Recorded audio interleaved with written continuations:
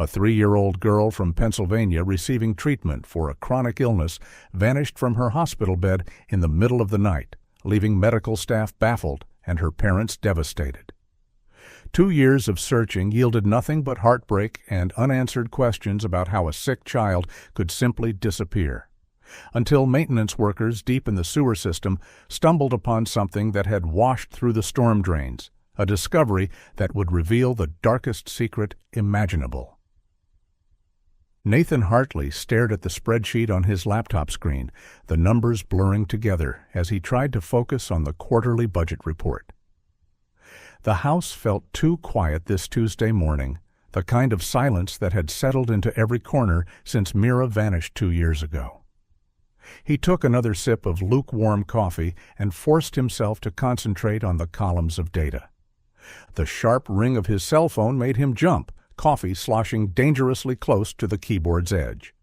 The number on the display wasn't familiar, a local Pennsylvania area code, but not one he recognized. For a moment, he considered letting it go to voicemail. These days, most unexpected calls were either telemarketers or well-meaning acquaintances who'd heard about Mira and wanted to express their sympathy years too late. But something made him answer. Nathan Hartley. Mr. Hartley, this is Detective Patricia Walsh with the Pittsburgh Police Department. The woman's voice was professional but carried an undertone that immediately set his nerves on edge. I need to speak with you about your daughter's case. The laptop screen went forgotten. Nathan's hand tightened around the phone until his knuckles went white. In 2 years, the calls about Mira had dwindled to nothing. The case had gone cold. The investigators moved on to newer tragedies. What about it? Sir, I think it would be best if we discuss this in person. Can you come to the station? We've had a development that requires your immediate attention. Just tell me. His voice came out rougher than intended. Did you find her? Is she... Detective Walsh paused. This morning, a crew doing maintenance in the sewer system near the Allegheny River made a discovery. They found items we have reason to believe belong to your daughter. The room seemed to tilt. Nathan gripped the edge of his desk with his free hand. What items? A wheelchair, Mr. Hartley. A pediatric wheelchair with an oxygen tank still attached. The serial numbers match the equipment listed in your daughter's hospital records. Nathan closed his eyes, and suddenly he was back in that hospital room 2 years ago. He'd gotten up at 5:30 that morning, like always. Nicole had worked a double shift and was sleeping hard beside him. He'd showered quietly, dressed in the dark, and driven to UPMC Children's Hospital, planning to spend an hour with Mira before his morning meetings. The elevator ride to the pediatric ward had been routine. He'd nodded to the night nurse at the station. She was reading a magazine, looked tired.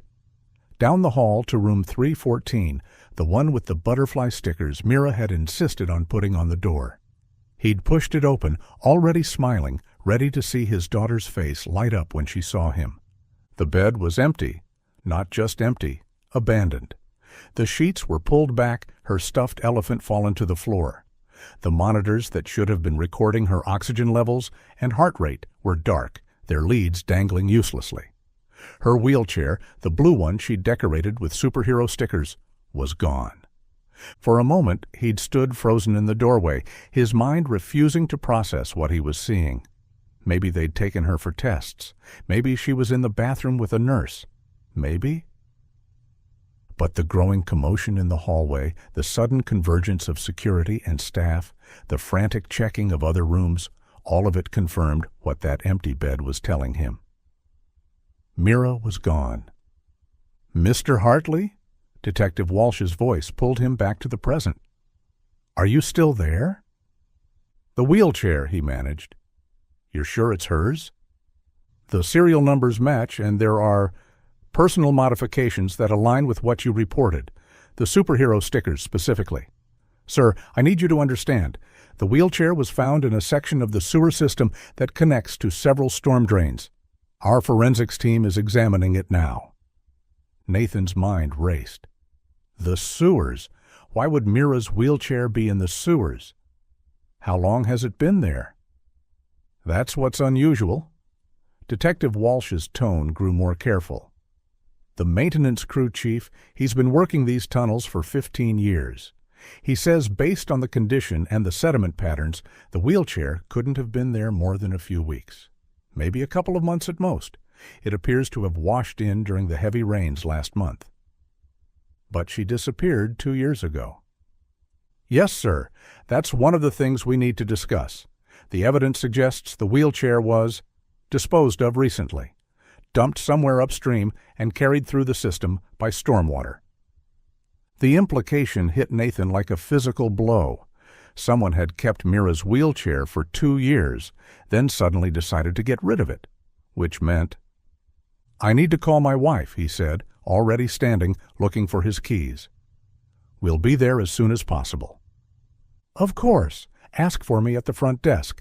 And, Mr. Hartley, I'm very sorry. I know this must be incredibly difficult." Nathan ended the call and immediately dialed Nicole's number. She was probably sleeping after her night shift, but this couldn't wait. As the phone rang, he grabbed his jacket and headed for the door, his mind spinning with questions. Why now? Why dump the wheelchair after 2 years? And most importantly, what did this mean for Mira? Was his daughter still alive somewhere? Or was someone finally cleaning up loose ends? Nicole answered on the 5th ring, her voice thick with sleep. "Nathan." "What's wrong?" "They found Mira's wheelchair in the sewer system. The police want us to come in right away." The silence on the other end stretched for several seconds. Then Nicole's voice, fully awake now and sharp with a mixture of hope and dread. "I'll meet you there." The Pittsburgh Police Department's evidence room smelled of industrial disinfectant trying to mask something worse. Nathan stood beside Nicole, their hands intertwined, as Detective Walsh led them past rows of metal shelving to a cleared examination area. Under the harsh fluorescent lights, on a blue tarp spread across a steel table, sat Mira's wheelchair. Nathan's breath caught.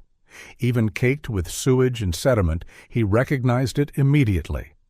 The blue frame was dulled with grime, but patches of the original color showed through. The oxygen tank, still secured to the back, was tarnished but intact. And there, barely visible under a layer of dried mud, were the remnants of superhero stickers. Spider-Man's red mask, Captain America's shield, Wonder Woman's golden lasso. "Oh, God," Nicole whispered beside him. Her grip on his hand tightened painfully. Detective Walsh stood on the opposite side of the table, her expression carefully neutral. "I know this is difficult. Can you confirm this is your daughter's wheelchair?" Nathan nodded, not trusting his voice. He reached toward it, then stopped, looking at the detective for permission. "You can touch it," she said. "We've already processed it for evidence, photographed everything, taken samples."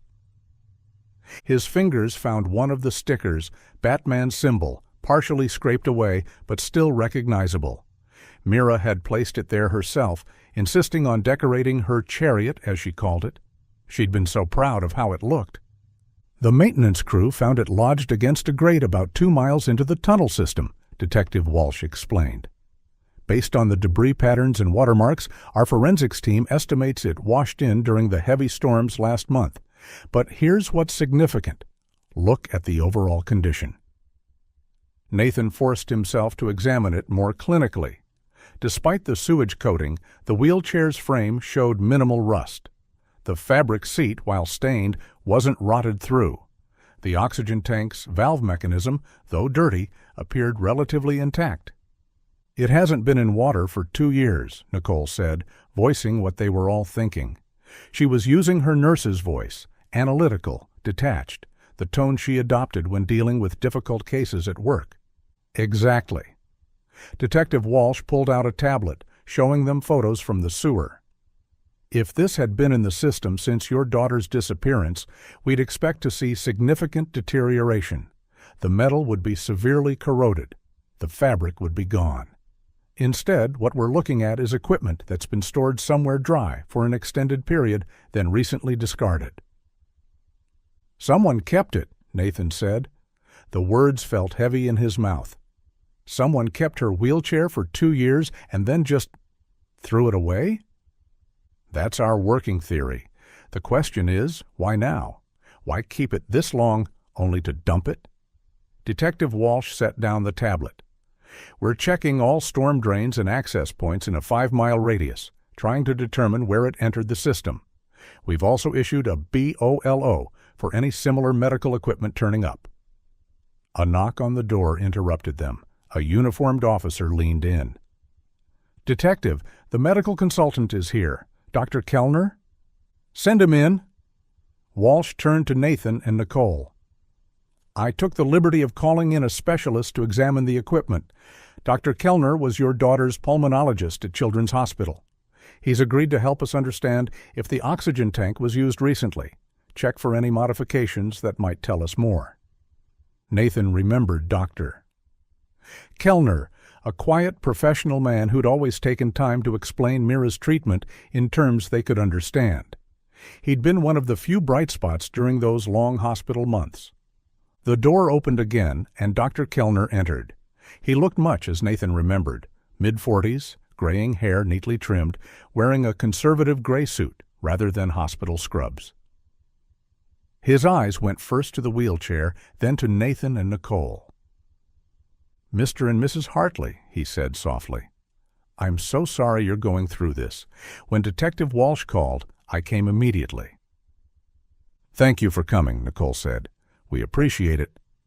Dr. Kellner moved to the table, pulling on latex gloves with practiced efficiency. He examined the oxygen tank carefully, checking the gauge, the regulator, the connection points. This is definitely hospital-grade equipment, the model we used for Mira. He paused, running his fingers along the valve. The seal's been broken recently, within the last few months, I'd estimate. If this had been sealed for 2 years, we'd see different oxidation patterns around the threading. So it was used? Detective Walsh asked, taking notes. Recently used, yes. The pressure gauge shows it's nearly empty. That suggests active use, not long-term storage. He looked up at Nathan and Nicole. I'm sorry, I know this raises more questions than it answers. Nathan stared at the wheelchair, his mind reeling. Someone had taken his daughter, kept her somewhere for 2 years, used her medical equipment, and now, for some reason, they were getting rid of evidence. What does this mean? Nicole asked Detective Walsh. Are you saying someone had her all this time? The detective's expression was grim. We can't draw definitive conclusions yet, but the evidence suggests... She paused, choosing her words carefully. The pattern we're seeing is consistent with someone disposing of evidence. Often perpetrators do this when they're preparing to relocate, or when the victim is no longer alive, Nathan finished. The words felt like glass in his throat. Detective Walsh nodded slowly. I'm sorry, but yes, that's one possibility we have to consider. We're going to need to go through everything again. Everyone who had access to Mira, anyone who might have had motive or opportunity. Dr. Kellner, we'll need your records from her treatment as well. Of course, the doctor said. Anything I can do to help. Mira was a special little girl, so brave through all her treatments. As they prepared to leave, Nathan took one last look at the wheelchair. Somewhere out there, someone knew what had happened to his daughter. Someone who'd kept her wheelchair for 2 years, who'd recently used her oxygen tank, who'd finally decided to throw it all away. But why now? What had changed? Nathan stood in the spare bedroom they'd converted into medical storage, staring at the shelves lined with supplies they'd accumulated during Mira's illness. Boxes of pediatric masks, sealed packages of tubing, bottles of saline solution and medications, thousands of dollars worth of equipment that had become part of their daily routine until that morning 2 years ago. He picked up a box of medications, checking the expiration dates. Most would be good for another few months, but some were approaching their limits. The irony wasn't lost on him. Holding on to these supplies had been his way of maintaining hope, of being ready for when Mira came home. But after this morning's revelation at the police station, that hope felt more fragile than ever. Nicole had returned to bed after they got home, emotionally drained from the morning's events. She had another night shift tonight and needed rest. Nathan couldn't sleep. The image of that mud-caked wheelchair kept replaying in his mind. He started sorting the supplies into two piles, expired and still viable. The expired medications would need proper disposal, but the sealed, unexpired items, they could help other families. Other children with cystic fibrosis who needed these exact supplies. It felt like giving up, but it also felt necessary. He couldn't let medicine go to waste when someone could use it. By early afternoon, he'd filled 3 boxes with donations. The CVS on Grant Street had a medical supply donation program. He loaded everything into his car and drove the 10 minutes through light traffic. The pharmacy was busy for a Tuesday afternoon. Nathan maneuvered his boxes through the automatic doors, heading for the pharmacy counter at the back. As he rounded the vitamin aisle, he nearly collided with someone pushing a cart loaded with medical supplies. "Oh, sorry," Nathan began, then recognized the man. "Dr. Kellner?" The doctor looked up from his cart, which Nathan now saw contained several portable oxygen tanks, the same type they'd used for Mira's emergency backup supply. "Mr. Hartley, I didn't expect to see you here." "I'm donating some of Mira's unused supplies," Nathan said, gesturing to his boxes. "Seems wrong to let them expire when other families could use them." Dr. Kellner's expression softened with understanding. "That's very generous of you. I'm sure it wasn't an easy decision." Nathan glanced at the oxygen tanks in the doctor's cart. "Stocking up?" "For the hospital," Dr. Kellner explained, adjusting his grip on the cart handle. "We've had some supply chain issues lately, and these portable units are perfect for transport between departments. The donation stations are a godsend when our regular suppliers fall short." "I didn't realize hospitals could buy from regular pharmacies." "It's not ideal, but sometimes necessary, especially for smaller equipment." Dr. Kellner paused, studying Nathan with concern. "How are you holding up?" "This morning must have been incredibly difficult." Nathan found himself grateful for the doctor's kindness. "It's been rough. The not knowing is almost worse than knowing would be." "I can only imagine. Mira was such a special little girl. That smile of hers could light up the entire ward." Dr. Kellner glanced at his watch. "I should get these back to the hospital, but please, if you need anything, even just someone to talk to who understood Mira's condition, don't hesitate to call." "Thank you, and thanks again for coming to the station this morning. It helped, having someone there who knew her." "Of course. Take care of yourself, Mr. Hartley." Nathan watched the doctor navigate toward the checkout with his cart of oxygen tanks, then continued to the pharmacy counter. The pharmacist, a young woman with kind eyes, helped him process the donation. "These will really help families in need," she assured him, checking each item. "Pediatric CF supplies are always in demand." As Nathan filled out the donation paperwork, he found himself thinking about those oxygen tanks in Dr. Kellner's cart. It made sense what the doctor had said about supply chain issues. The pandemic had disrupted so many systems, and hospitals had learned to be creative with sourcing. He drove home feeling slightly lighter, as if donating the supplies had lifted some invisible weight. The house was quiet when he entered, Nicole still sleeping. Nathan made himself a sandwich and sat at the kitchen table, his mind still processing the morning's revelations. His phone buzzed with a text from Nicole.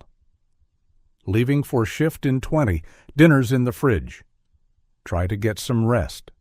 Love you." 20 minutes later, he heard her moving around upstairs, getting ready.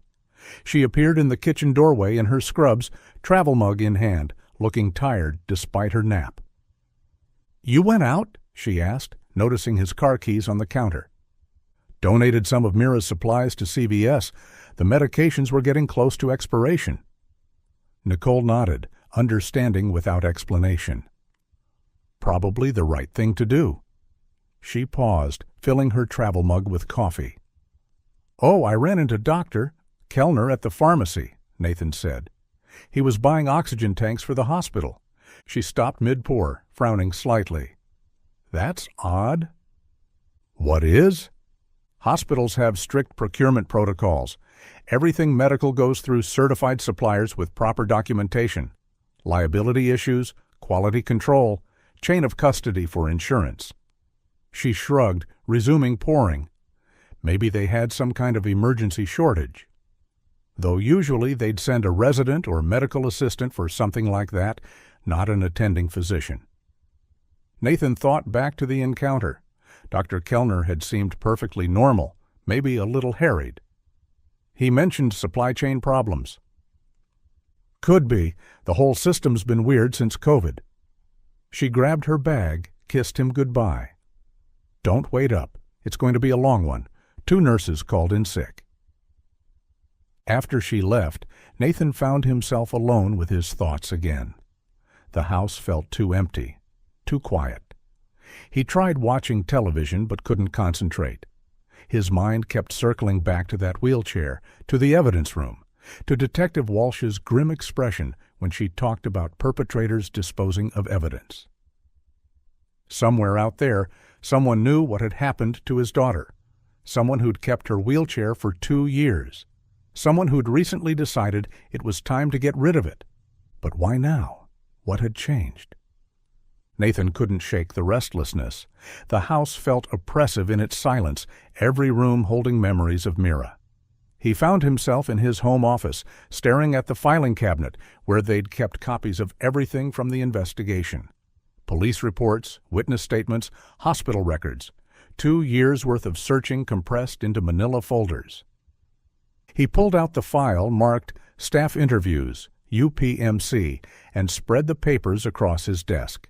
He'd read these dozens of times in those first months, looking for anything the police might have missed.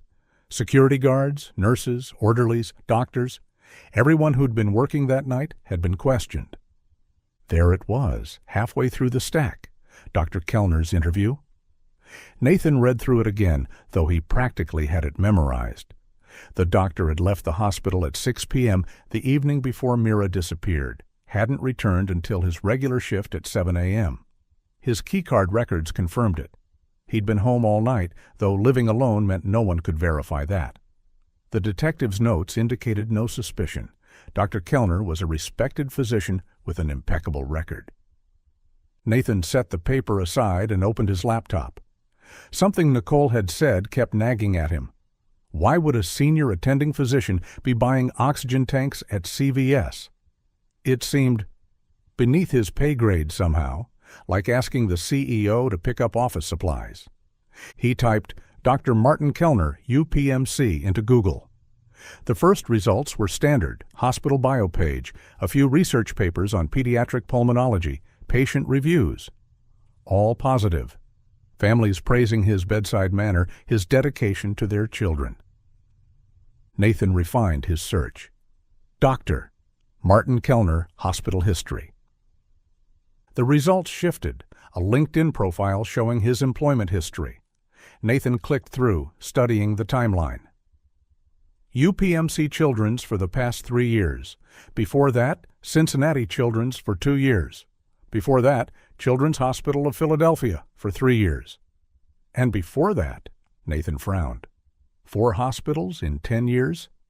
That seemed like a lot of movement for a specialized physician. Doctors usually established themselves at one institution, built their practice, their reputation. Why keep moving? He opened a new tab and searched Dr. Martin Kellner, Cincinnati Children's Hospital. Buried on the 3rd page of results, he found it. A small news item from 5 years ago. Cincinnati Children's Hospital announces administrative changes. Dr. Kellner's name appeared in a list of physicians whose privileges had been modified due to administrative restructuring. The language was vague, corporate speak that could mean anything. Nathan searched for Philadelphia next. This time, he found a medical board document, public record but obscurely filed. Dr. Kellner's privileges at CHOP had been suspended for 6 months due to failure to comply with institutional documentation requirements. Again, frustratingly vague. He kept digging. Riley Hospital for Children in Indianapolis, another administrative departure 7 years ago. Johns Hopkins Children's Center, privileges suspended for protocol violations that were never specified. A pattern. 4 hospitals, 4 administrative issues, never anything specific enough to impact his medical license, but enough to make him move on. Nathan felt a cold knot forming in his stomach. Nicole's words echoed, "Hospitals have strict procurement protocols." What if those documentation requirements and protocol violations had something to do with medical supplies? What if Dr. Kellner had a history of improperly obtaining equipment? Nathan found the UPMC directory online and located Dr. Kellner's office number. It was past 6 now. The administrative staff would be gone, but doctors often worked late. He hesitated, phone in hand. What was he going to say? "Hi, I noticed you've been suspended from multiple hospitals, and I'm wondering if you kidnapped my daughter?" But the image of those oxygen tanks in the pharmacy cart wouldn't leave him alone. Before he could talk himself out of it, he dialed. The phone rang 4 times. Nathan was about to hang up when a familiar voice answered. "Dr. Kellner speaking." "Dr. Kellner, it's Nathan Hartley. I'm sorry to call so late." "Mr. Hartley?" The doctor sounded surprised but not displeased. "Not at all. How can I help you?" Nathan's mouth went dry. He hadn't planned what to say. I was going through Mira's files, the investigation files, just trying to make sense of everything after this morning." "Of course, that's completely understandable. Finding the wheelchair must have brought everything back." "Your interview is in here, from 2 years ago." A pause. When Dr. Kellner spoke again, his tone had shifted slightly. "Yes, I remember. The police were very thorough. They interviewed everyone." "You were working that night, the night she disappeared." "No, actually, I'd left at 6. My shift ended." The warmth was draining from his voice. "Mr. Hartley, why are you asking about this?" Nathan pushed forward. "I've been looking at your employment history. You've moved around a lot. 4 hospitals in 10 years. The silence stretched so long, Nathan wondered if the call had dropped. Then, "I'm not sure what you're implying." "I'm not implying anything. I'm just trying to understand." "Understand what exactly?" Dr. Kellner's voice had gone cold. "The police investigated thoroughly 2 years ago. I cooperated completely. My whereabouts were verified. Are you suggesting they missed something?" "Those oxygen tanks at the pharmacy are for the hospital, as I explained." Each word was clipped, precise. "Mr. Hartley, I understand you're grieving. I understand you're desperate for answers. But these questions, what exactly are you accusing me of?" "I'm not accusing—" "Because it sounds like you are. It sounds like you're questioning my integrity based on—" "What? A routine supply run? Career moves that are perfectly normal in modern medicine?" Nathan's hand was shaking. The controlled anger in Dr. Kellner's voice was more unsettling than shouting would have been. "I just want to know what happened to my daughter." "What happened to your daughter is a tragedy, but I've told the police everything I know. Everything, 2 years ago. If you have new questions, perhaps you should direct them to Detective Walsh instead of harassing me at my office." "I'm not harassing—" "Aren't you? Calling me after hours, questioning my employment history, implying— God knows what you're implying." "I tried to help this morning. I came to the station out of respect for Mira's memory. And this is how you repay that kindness?" The line went dead. Dr. Kellner had hung up. Nathan sat staring at his phone, heart racing. The doctor's reaction had been so defensive, so immediate. Nothing about the conversation felt right. A truly innocent person would have been confused, maybe hurt, but not that cold fury, not that controlled anger. He looked back at his laptop screen, at the trail of administrative issues across 5 hospitals, at his notes about the oxygen tanks, at the police interview where Dr. Kellner claimed to be home alone all night. His hands were still shaking as he picked up his phone again.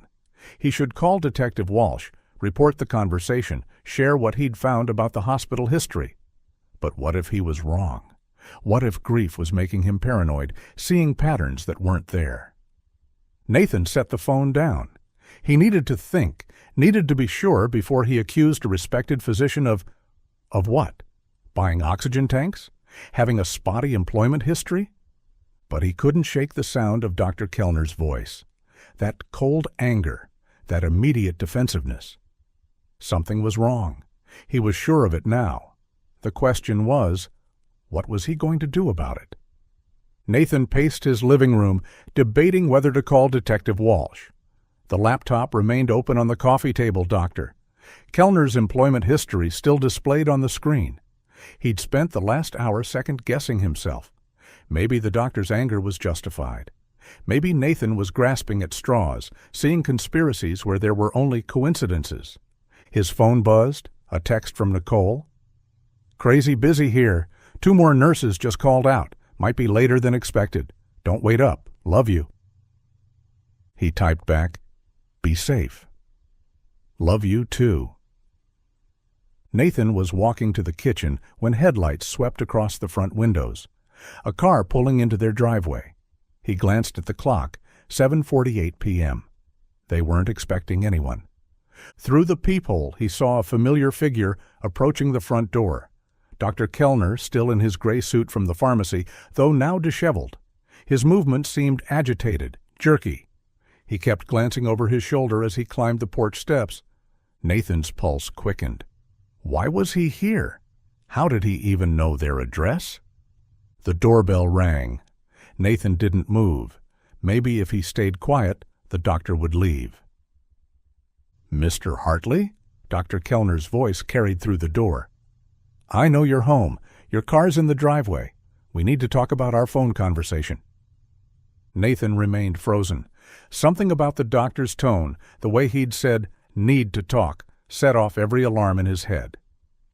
"Please, Mr. Hartley, I want to apologize for hanging up. I was upset, but that's no excuse. Can we discuss this like civilized people?" The reasonable words didn't match the tension Nathan could hear underneath them. He backed away from the door, reaching for his cell phone. "I can see your shadow under the door, Nathan." The use of his first name felt wrong, too familiar. "Open the door. We need to clear this up before you do something we'll both regret." Nathan's thumb hovered over Detective Walsh's number in his contacts. But before he could dial, he heard something that made his blood run cold, the distinctive click of the doorknob turning. He'd forgotten to lock it after bringing in the mail earlier. The door swung open, and Dr. Kellner stepped inside, closing it behind him with deliberate care. Up close, Nathan could see the sheen of sweat on his forehead, the way his right hand remained in his suit jacket pocket. "I asked nicely, Doctor," Kellner said, his voice still maintaining that forced calm. "But you weren't going to let me in, were you?" "You need to leave." Nathan took another step back. "This is breaking and entering." The door was unlocked. I'm just a concerned physician checking on a distraught parent. The doctor's eyes flicked to the laptop on the coffee table, taking in the screen. "Been doing more research, I see. Finding more patterns in my career? Get out of my house." "Can't do that." Dr. Kellner withdrew his hand from his pocket, revealing a compact black pistol, not pointing it exactly, but holding it in a way that made the threat clear. "We're going to take a drive, you and I, away from prying eyes and nosy neighbors." Nathan's mouth went dry. "You took her. You took Mira." "Get in the car." The gun rose slightly. "You're going to walk to the door. You're going to get in my car. You're going to do it quietly. If you shout, if you run, if you do anything stupid, I'll have to hurt you. And then I'll wait for Nicole to come home from her shift. You mentioned she's working late tonight. Plenty of time for me to be here when she arrives." The threat against Nicole made Nathan's decision. "Where are we going?" "Somewhere private. Now move." Nathan walked to the door on unsteady legs. Outside, the neighborhood was quiet, a typical Tuesday evening. The Johnsons' house across the street had lights on, but their curtains were drawn. No one to see them, no one to witness this. Dr. Kellner's car was a silver Honda Accord, unremarkable in every way. "Get in the passenger side, hands where I can see them." Nathan complied, his mind racing. Should he try to run? But the gun was trained on him as doctor. Kellner circled to the driver's side, and that threat about Nicole.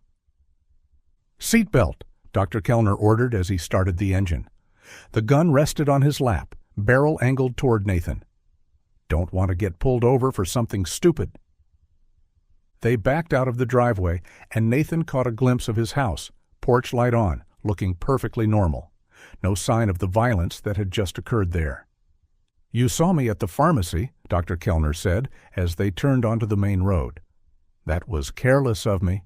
Should have been more careful, but I was running low on supplies." Nathan's heart skipped. "Supplies for what?" "Shut up." The doctor's calm facade was cracking. "You couldn't just leave it alone. The wheelchair should have been the end of it. Case closed. Everyone moves on. But you had to dig, had to ask questions." "Where is Mira?" Dr. Kellner's knuckles were white on the steering wheel. "You think you were such a good father, leaving a sick 3-year-old alone in that hospital? Some protector you were?" "Is she alive?" "Stop talking." They were heading out of the city now, toward the rural areas east of Pittsburgh. "You have no idea what you've done, no idea what you've ruined." Nathan tried to memorize the route, looking for landmarks. They passed the old Westinghouse plant, crossed the bridge over Turtle Creek, heading toward the Laurel Highlands, where the forests grew thick and houses became scarce. "Those hospital suspensions," Nathan said, desperate to understand. "They figured something out, didn't they? That's why you kept moving." "They suspected, could never prove anything, always watching, always questioning, making my work impossible." "What work? What were you doing?" Dr. Kellner's laugh was bitter. "You wouldn't understand. No one understands. They see a doctor being thorough, spending extra time with patients, and they make it into something ugly." The words chilled Nathan. The implication behind them, the defensive tone, pieces clicking into place in horrible ways. They turned off the main highway onto a secondary road, then onto barely paved back roads. Nathan's phone was still in his pocket.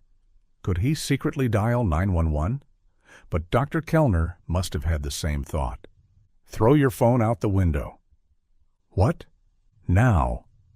The gun rose. "Or I'll take it from you after I shoot you in the leg."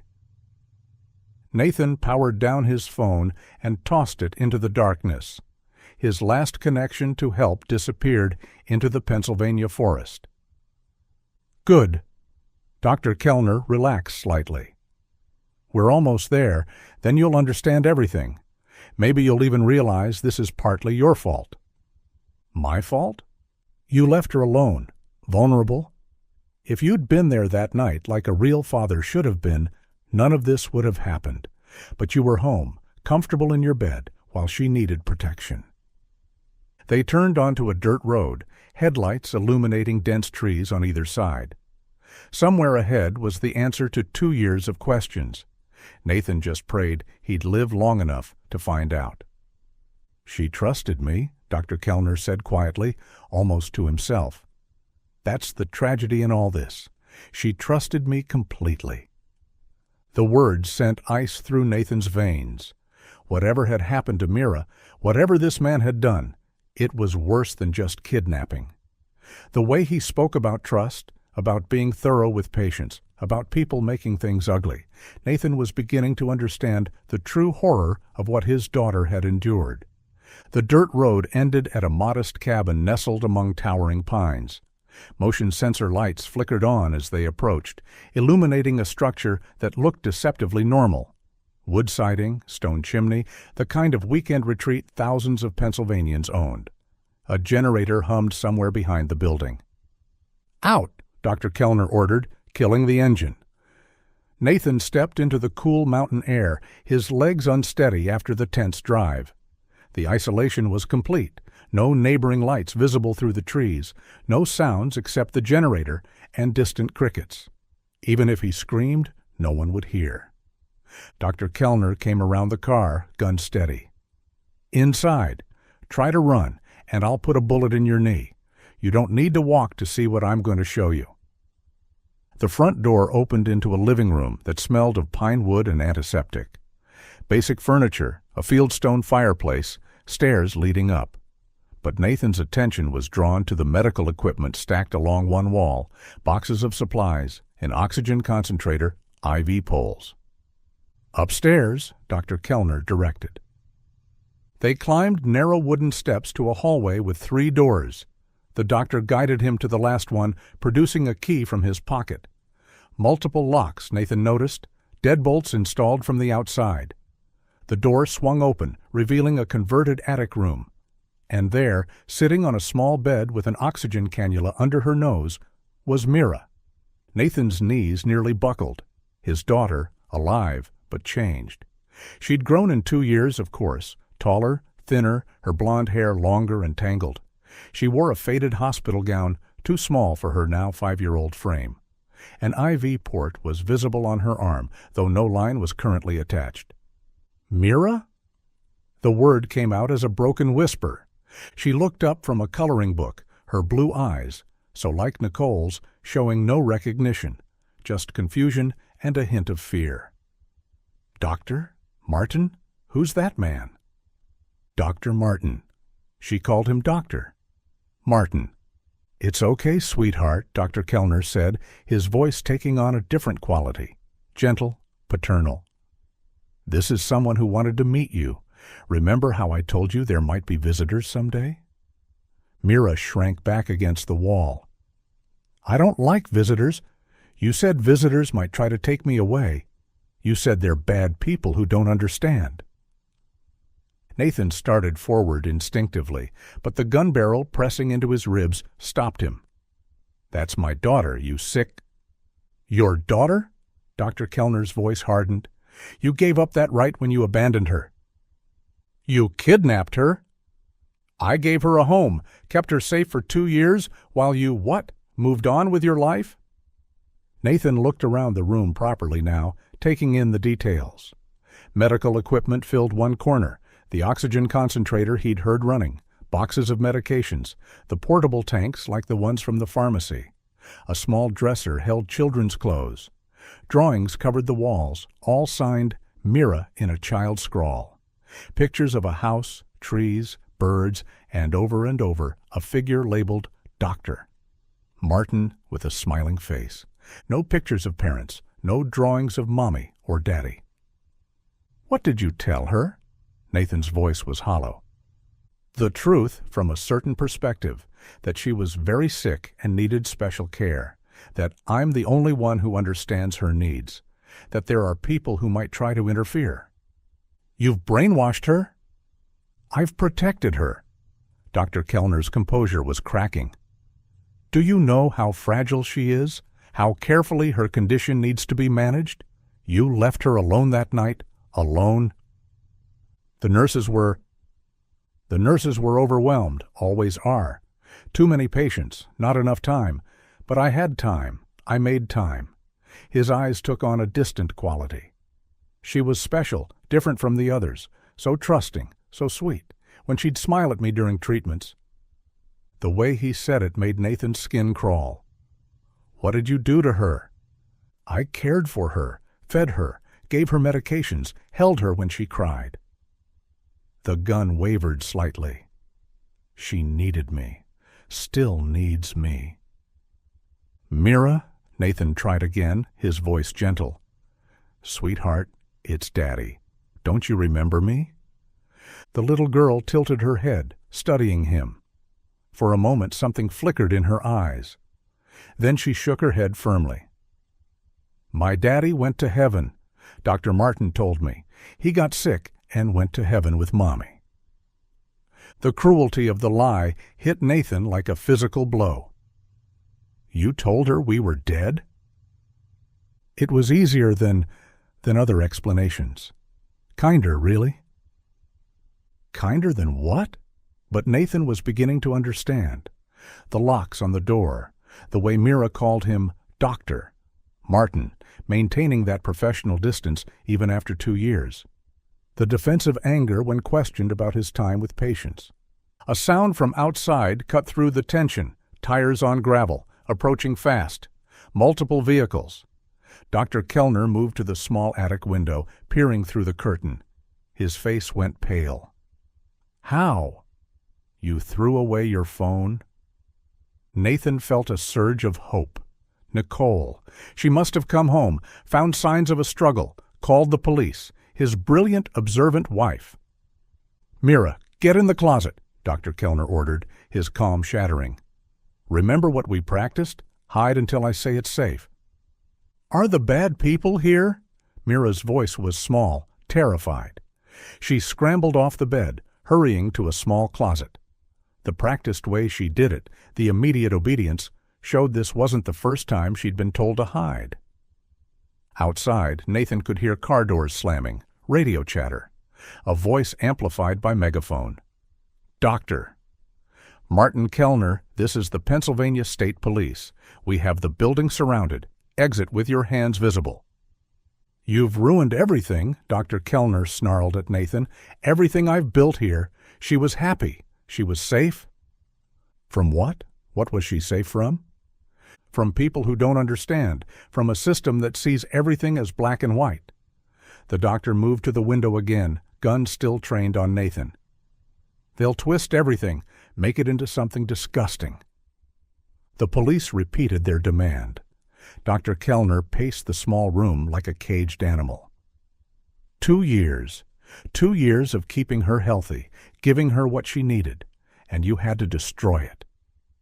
Dr. Kellner, the megaphone voice again. We know Nathan Hartley is inside. We know Mira is alive. Let's resolve this peacefully. Send out the child. From the closet came a small whimper. Nathan's heart broke at the sound. His daughter, terrified, hiding from police who were there to save her. She won't survive without me, Dr. Kellner said, but the fight was draining from his voice. I know her needs, every medication, every treatment, the little things that comfort her when she's scared.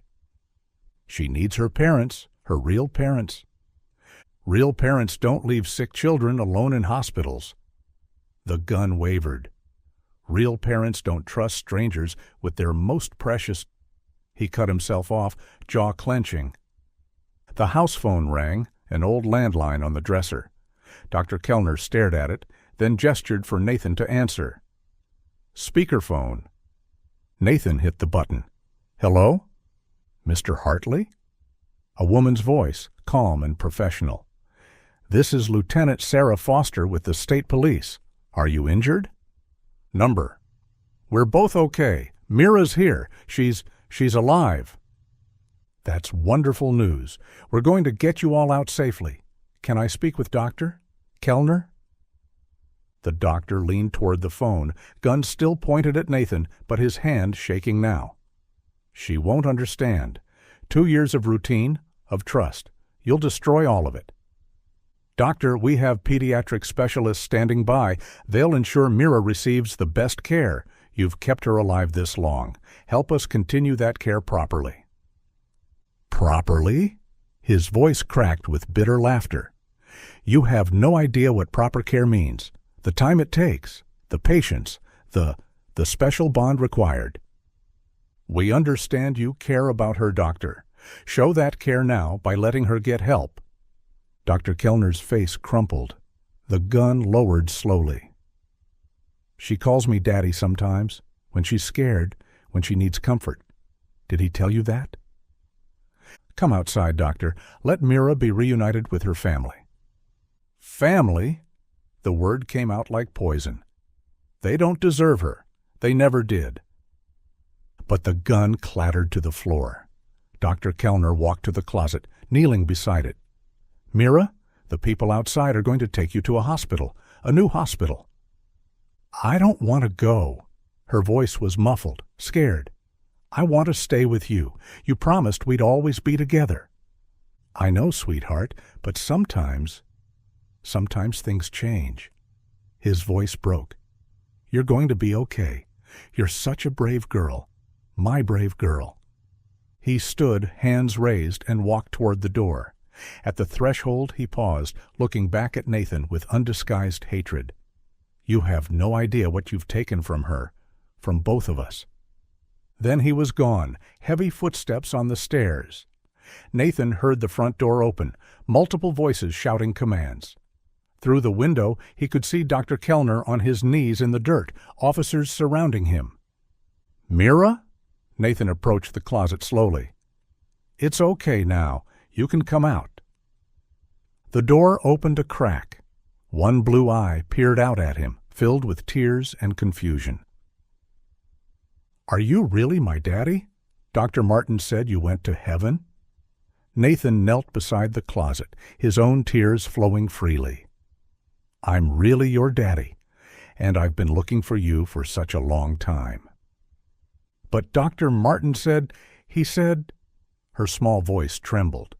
"He said he's the only one who loves me right, that other people would hurt me." The words were a knife to Nathan's heart. Whatever Dr. Kellner had done to his daughter, the psychological chains were as strong as any physical locks. But she was alive. After 2 years of not knowing, she was alive. "No one's going to hurt you," Nathan promised. "We're going to take care of you. Your real mommy and daddy." Police officers appeared in the doorway, moving carefully, speaking in soft voices. One female officer approached slowly. "Hi, Mira. I'm Officer Jamie. We're going to take you to see some nice doctors who will make sure you're feeling okay. Would that be all right?" Mira looked between Nathan and the officer, her 5-year-old face etched with confusion and fear. "Is Dr. Martin coming too?" "Doctor." "Martin needs to go somewhere else right now," Officer Jamie said gently. "But you'll be safe. I promise." As they coaxed Mira from the closet, Nathan noticed how she kept looking toward the window, searching for the man who'd held her captive for 2 years. The man she still trusted more than anyone else in the world. Whatever Dr. Kellner had done to gain that trust, Nathan was certain it was worse than just kidnapping. The truth would come out eventually. But for now, his daughter was alive, and that had to be enough.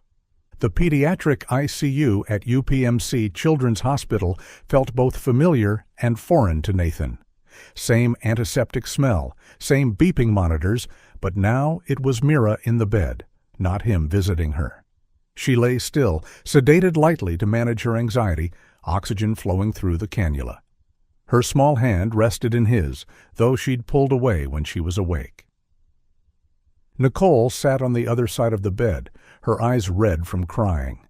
She'd arrived at the hospital shortly after the ambulance, having been the one to alert police when she'd come home to find Nathan's laptop open to Dr. Kellner's employment history and signs of a struggle. The front door ajar, Nathan's car still in the driveway. Detective Walsh had acted quickly once Nicole identified Dr. Kellner as the likely suspect. A property record search revealed he owned a cabin in the Laurel Highlands, listed as a secondary address in his hospital employment file. State troopers familiar with the area knew the remote location. They'd coordinated with local units who'd hiked the area before, racing against time to reach the isolated property before it was too late. Detective Walsh entered quietly, a folder in her hand. "How is she?" "Stable," Nicole answered, her nurse's training keeping her voice clinical. "Her lung function has deteriorated. The pulmonologist thinks it's from inconsistent treatment. Sometimes he gave her proper medication. Other times he missed doses or gave incorrect amounts." "I have Dr. Kellner's confession," Detective Walsh said, pulling up a chair.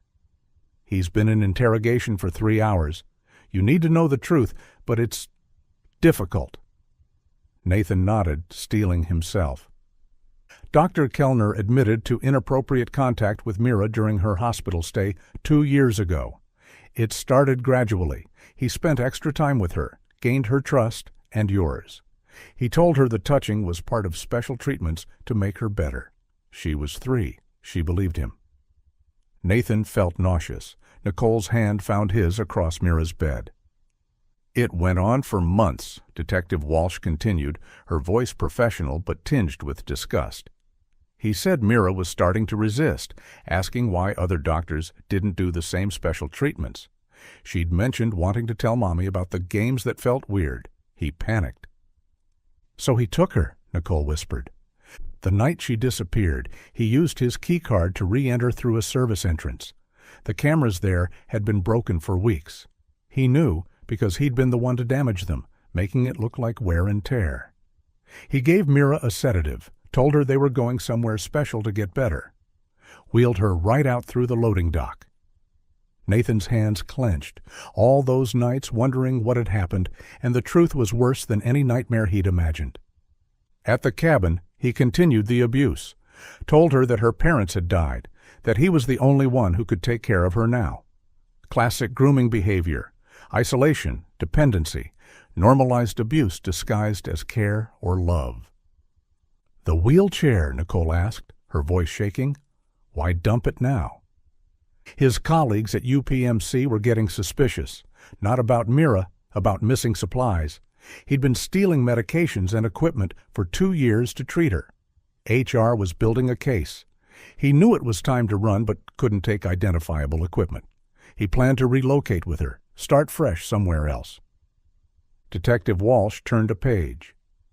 Given his employment history, the pattern of administrative issues at multiple hospitals, we suspect there may have been other victims over the years. Children who were too young or too scared to report inappropriate conduct during examinations. We'll be reaching out to his former hospitals, but these cases, they often go unreported. Nathan closed his eyes. More victims. "What else did he say?" Nicole asked. "About what he was planning?" Detective Walsh consulted her notes. He admitted that initially, that first night, he'd intended to kill her. He was terrified she'd tell someone about the abuse. But once he had her at the cabin, he couldn't do it. He kept her instead, continued the abuse. He said he always knew it would end badly, but couldn't stop himself. "God," Nathan breathed. His baby girl had been hours from death that night 2 years ago, saved only by her abuser's cowardice. "He documented everything medical," Detective Walsh added. "Not the abuse, he's not stupid, but detailed logs of her treatments, medications, growth charts, even videos of what he called their life together. Birthday parties, her playing in the cabin, all carefully edited to look normal if anyone ever found them." "Will she remember the truth?" Nathan asked. "What he did to her? What we meant to her before?" The psychiatrist says memories from age 3 are often fragmented, but not gone. With proper therapy, she may recover some memories of you. As for the abuse, that trauma is likely to surface eventually. She'll need extensive therapy to process what happened and understand it wasn't her fault. A nurse entered with evening medications. "Her protocol is complex," she said gently, "but we have his medical records to work from. We can keep her stable while we develop a proper treatment plan." Nathan watched the medications flow through Mira's IV. His daughter, alive but carrying scars he couldn't see. "He keeps insisting in interrogation that he loved her," Detective Walsh said as she prepared to leave. "That what they had was a special, and we're destroying it. Claims you'll never understand the bond they shared." She shook her head in disgust. Typical predator trying to romanticize abuse. "What exactly did he plan to do?" Nicole asked. "If he hadn't been caught?" "He was going to take her to another state, start over with new identities. He had fake documents prepared, birth certificate showing him as her father, medical records under a false name." "When she got older?" Walsh paused. He admitted he knew eventually she'd either remember too much or age out of his preference. He said when that time came, he'd handle it. We believe that means he would have killed her eventually. After the detective left, Nathan and Nicole sat in silence, watching their daughter breathe. Tomorrow would bring the beginning of a long journey. Medical treatments, trauma therapy, the delicate process of helping Mira understand that the man she'd trusted had hurt her, that her real parents had never stopped looking for her. "She's alive," Nicole whispered finally. "That's what we hold on to. She's alive, she's safe now, and we'll help her heal." Nathan nodded, unable to speak past the lump in his throat. His little girl had endured 2 years of hell disguised as care. But she was strong. The same strength that helped her fight cystic fibrosis would help her overcome this trauma. They would make sure of it. The monitors beeped steadily, marking each breath, each heartbeat. Proof of life. Proof that, despite everything, their daughter had survived. And proof that the monster who'd stolen 2 years of her childhood would never touch her again.